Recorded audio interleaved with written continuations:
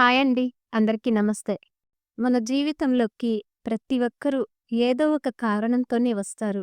మన జీవితంలో ఎదురయ్యే ప్రతి మనిషి, ప్రతి సంఘటన కూడా యాదృచ్ఛికం కాదు. అది దేవుడి ప్రణాళికలో భాగమే.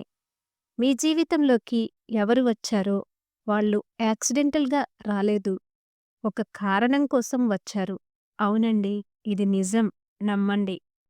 మనమనుకుంటాం, మన జీవితం గురించి మనం స్క్రిప్ట్ రాసుకుంటున్నామని. కానీ మన జీవితమనేది దేవుడు ఓ పెద్ద రచయితలా స్క్రిప్ట్ రాసుకున్న కథ. ఎవరితో మనం కలుస్తామో, ఎప్పుడేం జరుగుతుందో, ఎప్పుడు ఎవరు విడిపోతారో, ఇవన్నీ ఒక టైమ్ టేబుల్‌లా ముందు నుంచే సిద్ధమైపోయి ఉంటాయి. కొందరు మన జీవితంలోకొస్తారు మనకి పాఠాలు నేర్పడానికి. కొందరొస్తారు మన మనస్సును మార్చడానికి.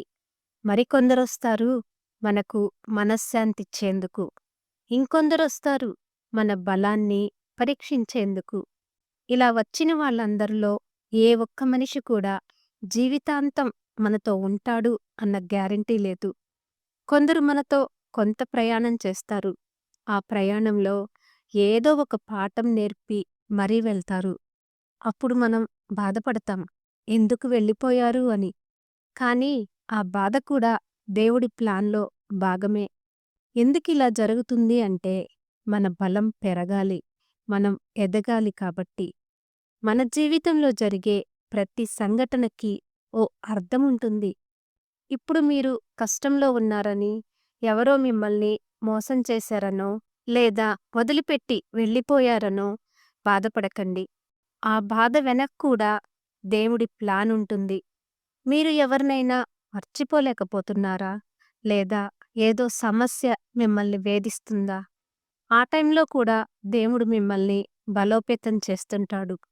అందుకే మీరు నమ్మకాన్ని ఎప్పుడూ కోల్పోవద్దు. ప్రతి ఒక్కరి పాత్ర మీ జీవితంలో ఒక పరిమితి వరకే ఉంటుంది. కానీ దేవుడి పాత్ర జీవితాంతం ఉంటుంది.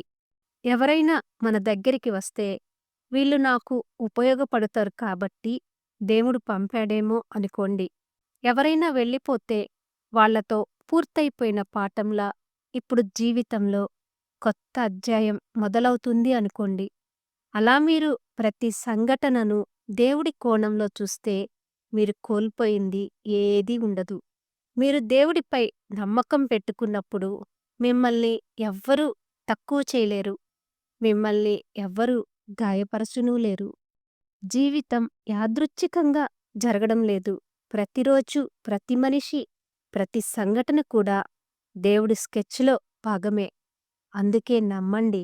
మీరు ఒంటరిగా లేరు. దేవుడు మీతో ఎప్పుడూ ఉన్నాడు. ఈ వీడియో మీకు నచ్చితే లైక్ చేయండి. మీ ఫ్రెండ్స్‌కి షేర్ చేయండి. మీ అభిప్రాయాలను కామెంట్స్‌లో నాతో షేర్ చేసుకోండి. ఇలాంటి మరెన్నో మంచి వీడియోస్ కోసం బుజ్జి క్రియేషన్స్‌ని సబ్స్క్రైబ్ చేసుకోండి. Thanks for watching.